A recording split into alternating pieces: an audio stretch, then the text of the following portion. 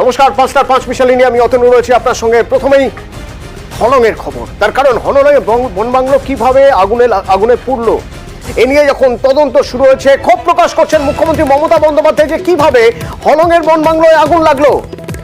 বাংলোয় AC চলছিল, কেন চলছিল? বাংলোয় তো সে সময় পর্যটকদের থাকার কথা নয়। মুখ্যমন্ত্রী প্রশাসনিক বৈঠকে ক্ষোভ প্রকাশ করেছেন, কি বলেছেন জানবো। নবান্ন থেকে আমার সঙ্গে প্রতিনিধি সোমরাজ রয়েছেন। সোমরাজ, দেখো, হলং বাংলোর আগুন নিয়ে মুখ্যমন্ত্রী মমতা বন্দ্যোপাধ্যায় আজকে যে দুপুর 2:30 থেকে প্রশাসনিক বৈঠক করেন, সেই বৈঠকে ক্ষোভ প্রকাশ করেন। যেটা নবান্ন সূত্রে জানা যাচ্ছে, মুখ্যমন্ত্রী এদিনের বৈঠকে বলেন যে এখন জঙ্গল বন্ধ, বাংলোও বন্ধ ছিল, তাহলে এটি কি করে চলছিল? এত পুরো বিল্ডিং পুড়ে গেল, এমনটাই মুখ্যমন্ত্রী মমতা বন্দ্যোপাধ্যায় বৈঠকে বলেন বলেই সূত্র মারফত জানা যাচ্ছে। হলং বাংলো নিয়ে এর আগেই নবান্নের তরফে তদন্তের নির্দেশ দেওয়া হয়েছিল এবং শুধু তাই নয়, নবান্নের তরফে রিপোর্টে দেওয়া হয়েছে। আজকে যখন প্রশাসনিক বৈঠক করেন মুখ্যমন্ত্রী মমতা বন্দ্যোপাধ্যায়, সেই সময় বন দপ্তরের কর্তারাও ভার্চুয়ালি উপস্থিত ছিলেন। শুধু তাই নয়, উত্তরবঙ্গের জেলা শাসকরাও উপস্থিত ছিলেন এবং তাদেরই উপস্থিতিতে মুখ্যমন্ত্রী মমতা বন্দ্যোপাধ্যায় বলেন যে এখন বাংলোও বন্ধ, জঙ্গলও বন্ধ, তাহলে এটি কি করে চলছিল, কারা কাজ করছিল, গোটা বিষয়টি নিয়ে মুখ্যমন্ত্রী মমতা বন্দ্যোপাধ্যায় ক্ষোভ প্রকাশ করেন। এবং শুধু তাই নয়, তিনি বলেন যে এত পুরনো বাংলো পুড়ে গেল। অর্থাৎ মুখ্যমন্ত্রী মমতা বন্দ্যোপাধ্যায় হলং বাংলো অগ্নিকাণ্ডের পর এই প্রথম প্রশাসনিক বৈঠকে তার বক্তব্য রাখলেন এবং পাশাপাশি তিনি এটাও বললেন যে কি করে এই বাংলো পুড়ে গেল, যেখানে জঙ্গলও বন্ধ ছিল, আবার পাশাপাশি বাংলোও বন্ধ ছিল। ধন্যবাদ।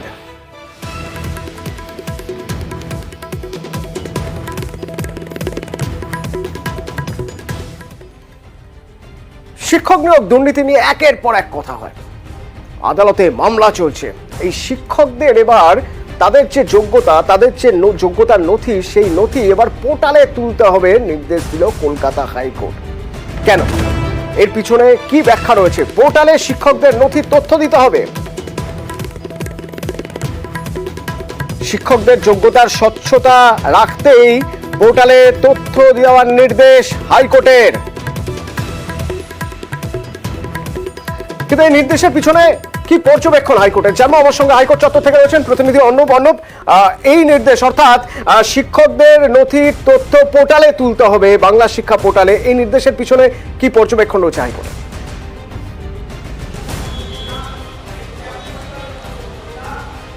দেখো, এসএসসি নিয়োগ দুর্নীতি মামলা সামনে আসার পর থেকে বা নিয়োগ দুর্নীতি মামলাগুলি পরপর আসার পর থেকে কলকাতা হাইকোর্টের পাশাপাশি অভিভাবকদের মনে এই প্রশ্নটা উঠছিল যে যেভাবে ভুয়ো শিক্ষক ধরা পড়ছে এবং মুর্শিদাবাদের গোথা স্কুলের এই ঘটনার পর হাইকোর্টের এই নির্দেশ এবং তারপর এই পদক্ষেপগুলি পরপর হচ্ছিল, যে সেখানে দেখা যাচ্ছে যে ভুয়ো শিক্ষক যার অ্যাপয়েন্টমেন্ট লেটার, রেকমেন্ডেশন লেটার এবং তার অ্যাপ্রুভাল লেটার সবগুলি জালিয়াতি করা হয়েছে এবং তার যা যোগ্যতা, সেই যোগ্যতা অনুযায়ী তিনি শিক্ষকতা করছেন না। শুধু তাই নয়, এই যখন সিআইডি তদন্তভার হাতে নিল, তদন্ত এগোতে দেখা গেল শুধুমাত্র গোথা স্কুলের মধ্যেই বিষয়টা সীমিত নয়, আরও কয়েকটা জেলায় এরকম ভুয়ো শিক্ষক রয়েছে। অনেকের যোগ্যতামান কম, তিনি পড়াচ্ছেন অন্য সাবজেক্ট। তাই কলকাতা হাইকোর্ট বিচারপতি বিশ্বজিৎ বসু তিনি নির্দেশ দেন যে আমাদের রাজ্যে এই মুহূর্তে শিক্ষা দপ্তরের অধীন যত শিক্ষক শিক্ষিকা রয়েছেন তাদের যোগ্যতার যে মাপকাঠি, অর্থাৎ কেউ বিএসসি অনার্স বা স্নাতকোত্তর স্তরে কার কি ডিগ্রি, এই সংক্রান্ত যে নথি তারা দিয়েছে, সাবমিট করেছেন, সেই যোগ্যতার নথিগুলি সেগুলি প্রত্যেককে জমা দিতে হবে সংশ্লিষ্ট ডিআই অফিসে এবং তারপর সেগুলিকে নিয়ে আদালতে একটি রিপোর্ট দিতে হবে। সেই রিপোর্ট আর রাজ্য সরকারের তরফে দেওয়া হয় আদালতে এবং সেখানে বলা হয় এই মুহূর্তে রাজ্যের শিক্ষা দপ্তরের অধীনে কর্মরত শিক্ষক রয়েছেন 1,61,683 জন এবং কোন জেলায় কত কর্মরত শিক্ষক রয়েছেন তার সংখ্যাও কিন্তু ইতিমধ্যেই রাজ্য দিয়েছে এবং রাজ্য জানিয়েছে এই 1,61,000-এর মধ্যে প্রায় 1,30,000-এর ডকুমেন্ট সেটা কিন্তু ইতিমধ্যেই সংগৃহীত হয়েছে। আর কয়েকটা জায়গার ডকুমেন্ট সেগুলি এই কালেকশনের কাজ সেগুলি অনগোয়িং প্রসেসের মধ্যে রয়েছে, সেটা কিছুদিনের মধ্যেই হয়ে যাবে। বিচারপতি বিশ্বজিৎ বসু তিনি নির্দেশ দিলেন আজ 4 জুলাই মামলাটা পরবর্তী শুনানি।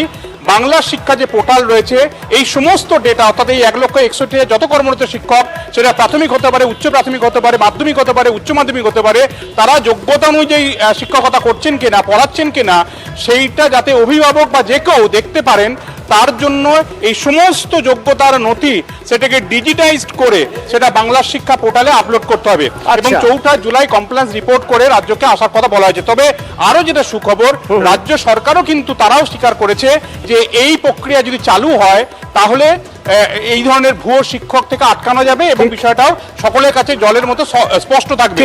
তাই রাজ্য সরকারও ইতিমধ্যে প্রক্রিয়াটা শুরু করে দিয়েছে, এই তথ্য কিন্তু আদালতে দেওয়া হয় রাজ্যের তরফে। ধন্যবাদ ধন্যবাদ অনুপ। আমাদের সঙ্গে তৃণমূল নেতা শান্তনু সেন রয়েছেন। শান্তনুবাবু, কোথাও একটা এই যে শিক্ষকরা তাদের যোগ্যতা কতটা, বিভিন্ন ক্ষেত্রে যেহেতু অভিযোগ আসছে যে বহু শিক্ষক শিক্ষিকার যোগ্যতা নেই, অভিভাবকদের বা ছাত্রছাত্রীদের মধ্যে একটা সংশয় কাজ করে, এবার তাহলে সে বিষয়টা অনেকটাই স্পষ্ট হয়ে যাবে। দেখুন, আপনাদের প্রতিনিধির কথার মধ্যে দিয়ে এটা দর্শকরাও জানতে পারলো যে এই অবজারভেশনকে বা এই সাজেশনকে আমাদের সরকারও কিন্তু স্বাগত জানিয়েছে। কারণ এই সরকারের আমলে বামফ্রন্টের সরকারের মতো তো চিরকুটে কারোর চাকরি হয়নি, সুতরাং সেটা নিয়ে আমাদের সরকারের আমলে এই নিয়ে সমস্যা হওয়ার কোনো কথা নয়। কিন্তু বিষয়টা হচ্ছে রাজ্যের শিক্ষক বা রাজ্যের শিক্ষা ব্যবস্থার থেকে এখন কয়েক হাজার গুণ গুরুত্বপূর্ণ ইস্যু হয়ে গেছে সারা দেশের শিক্ষা ব্যবস্থা। এখানে 24 লক্ষ ছাত্রছাত্রীর ভবিষ্যৎ নিয়ে নিট ইউজি পরীক্ষার হাজার হাজার কোটি টাকা স্ক্যাম হলো এবং তারপর যেখানে ইউজিসি নেট পরীক্ষা পর্যন্ত 11th আওয়ারে স্ক্যামের ভয়ে বাতিল করে দিতে হলো।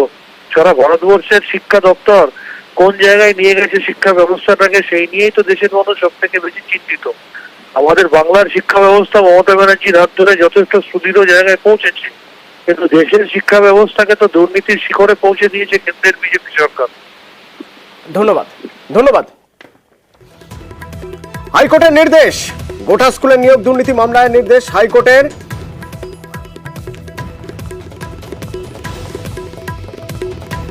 হাইকোর্টের নির্দেশ, এবার থেকে শিক্ষকদের যোগ্যতার স্বচ্ছতা রাখতে পোর্টালে শিক্ষকদের নথির তথ্য দিতে হবে।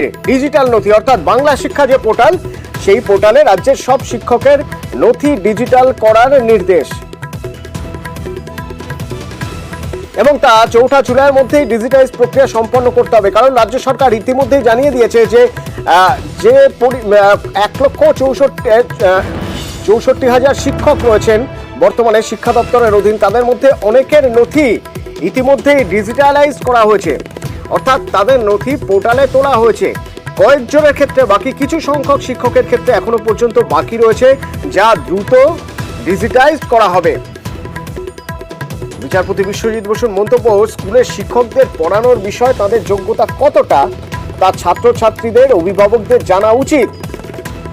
কারণ অনেক ক্ষেত্রে অভিযোগ আসছে যে বহু শিক্ষক বা শিক্ষিকার যোগ্যতা নেই অথচ তারা স্কুলে নিযুক্ত হয়েছেন। রাজ্যকে সেই জন্য প্রত্যেক শিক্ষক শিক্ষিকার যোগ্যতা কি তা সরকারের পোর্টালে আপলোড করতে হবে এবং রাজ্য সরকারের তরফে জানানো হয়েছে যে ইতিমধ্যেই সেই প্রক্রিয়া শুরু হয়ে গিয়েছে।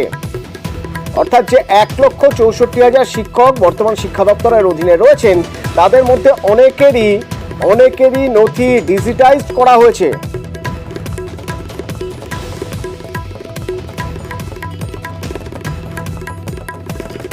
সিপিআইএম নেতা সুজন চক্রবর্তী আমাদের সঙ্গে ফোনে রয়েছেন। সুজন বাবু, হাইকোর্টের নির্দেশ যে স্কুলের যারা শিক্ষক রয়েছেন, শিক্ষক শিক্ষিকাদের নথি, তাদের এবার সেই নথি পোর্টালে। সুজনবাবু শুনতে পাচ্ছেন?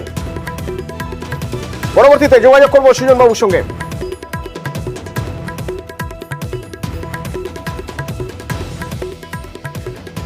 একদিকে দেশ জুড়ে বিতর্ক চলছে এনইটি নিয়ে, এর মধ্যেই অর্থাৎ নিট নিয়ে, এরই মধ্যেই ইউজিসির নেট বাতিল।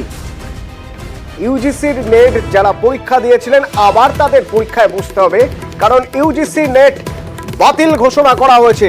18ই জুন হয়েছিল, সেই 18ই জুনের ইউজিসি নেট শিক্ষা মন্ত্রক বাতিল করলো। এনটিএ নিয়েছিল এই পরীক্ষা, কিন্তু 19শে জুন অর্থাৎ পরীক্ষার ঠিক পরের দিন মন্ত্রকের কাছে তথ্য আসে ওএমআর শিটে করা পরীক্ষায় গড়মিল হয়েছে। আর এরপরেই সিবিআই এর হাতে তদন্তভার তুলে খারিজ করে দেওয়া হলো ইউজিসি নেট।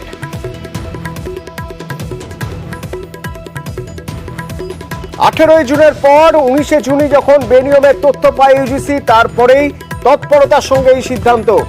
শিক্ষা মন্ত্রকের যুগ্ম সচিব তিনি জানালেন যে পড়ুয়াদের স্বার্থেই তড়িঘড়ি সিদ্ধান্ত নেওয়া হয়েছে। দোষীদের বিরুদ্ধে কড়া শাস্তি দেওয়া হবে আশ্বাস দিচ্ছে কেন্দ্রীয় শিক্ষা দপ্তর। यूजीसी नेट की परीक्षा जो 18 जून को एनटी ने कंडक्ट कराई थी, 9 लाख बच्चों ने पार्टिसिपेट किया था। 19 जून को यूजीसी को मिनिस्ट्री ऑफ होम अफेयर के cyber crime centre coordination centre I4C से कुछ इनपुट मिले। उस इनपुट को प्राइमा फेसी देखने से मिनिस्ट्री को ये अपीयर हुआ कि there is a chances that examination has been compromised. Taking a very prompt action and with a aim to ensure student interest, the ministry has decided to cancel the examination. Next day of examination जल्दी ही convey कर दी जाएगी और इसके साथ ही matter को CBI को भी refer कर दिया गया है ताकि जो भी पॉसिबल अगर कोई ऐसा इन्वॉल्वमेंट है तो सभी लोगों को उनको खिलाफ कार्रवाई की जा सके। শিক্ষা মন্ত্রক যখন জানিয়ে দিল যে ইউজিসি নেট বাতিল এবং তা পড়ুয়াদের স্বার্থে, তখন বিরোধীরা বলতে ছাড়ছেন না যে এই দুর্নীতির দায় সরকারকে নিতে হবে। এই দুর্নীতি কিভাবে হচ্ছে, একের পর এক স্ক্যাম, প্রথমে নিট তারপরে নেট, এই দুর্নীতির দায় নিতে হবে। সরব রাহুল গান্ধী, সরব Priyanka Gandhi Vadra. NEET paper and UGC NET के जो पेपर्स हैं वो लीक हुए हैं और एक कैंसिल भी हुआ है। कहा जा रहा था कि नरेंद्र मोदी जी ने यूक्रेन की लड़ाई रोक दी थी, मतलब एक ऑर्डर देके जो रूस और यूक्रेन के बीच में लड़ाई चल रही थी उसको रोक दिया था, ब्रेक लगा दी थी। इजराइल और गाजा के बीच में जो लड़ाई चल रही थी उसको भी नरेंद्र मोदी जी ने रोक दिया था। मगर किसी न किसी कारण जो हिंदुस्तान में पेपर लीक हो रहे हैं उसको नरेंद्र मोदी रोक नहीं पा रहे हैं या रोकना नहीं चाहते हैं। एजुकेशन सिस्टम को बीजेपी के लोगों ने, उनके पेरेंट ऑर्गेनाइजेशन ने कैप्चर कर रखा है। जब तक ये कैप्चर रिवर्स नहीं किया जाएगा तब तक पेपर लीक चलता जाएगा। বিরোধীরা এক সুরে বিঁধছে মোদী সরকারকে। ব্রাত্য বসু এক্স হ্যান্ডেলে কি লিখেছেন একবার দেখাই আপনাদের। ইউজিসি নেট বাতিল হওয়ার পরে কেলেঙ্কারি সিরিজে আরো এক নয়া কেলেঙ্কারি। ইউজিসি নেট বাতিলের স্পষ্ট পরীক্ষা ব্যবস্থার ভিতের সঙ্গেই আপোষ হয়েছে, লিখছেন ব্রাত্য বসু।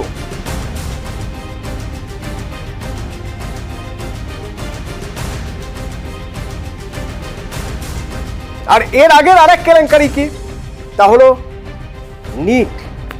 এই নিটের যাবতীয় মামলার সব মামলা একসঙ্গে সুপ্রিম কোর্টেই শুনানি হবে, অর্থাৎ সুপ্রিম কোর্ট ছাড়া অন্য কোথাও নিট মামলার শুনানি বন্ধ হবে না।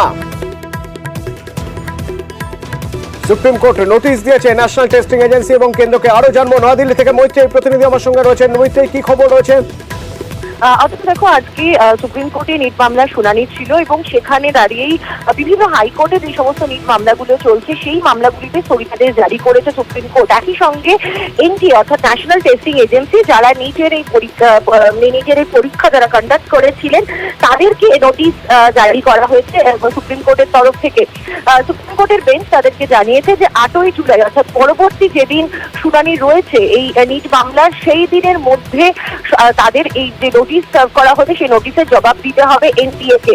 একই সঙ্গে যদিও আজকে কাউন্সিলিং এর উপর কোনো স্থগিতাদেশ জারি করেনি সুপ্রিম কোর্ট, তাদের বক্তব্য স্পষ্ট যে যেহেতু রি এক্সামিনেশন বা তৃতীয়বারের জন্য পরীক্ষা নেওয়া হচ্ছে এবং সেই পরীক্ষা নেওয়ার পদ্ধতি যেহেতু চলছে, ফলে সেই জায়গায় দাঁড়িয়ে কাউন্সিলিং এর স্থগিতাদেশ নয়, পরবর্তী শুনানি 8ই জুলাই করা হবে। ধন্যবাদ।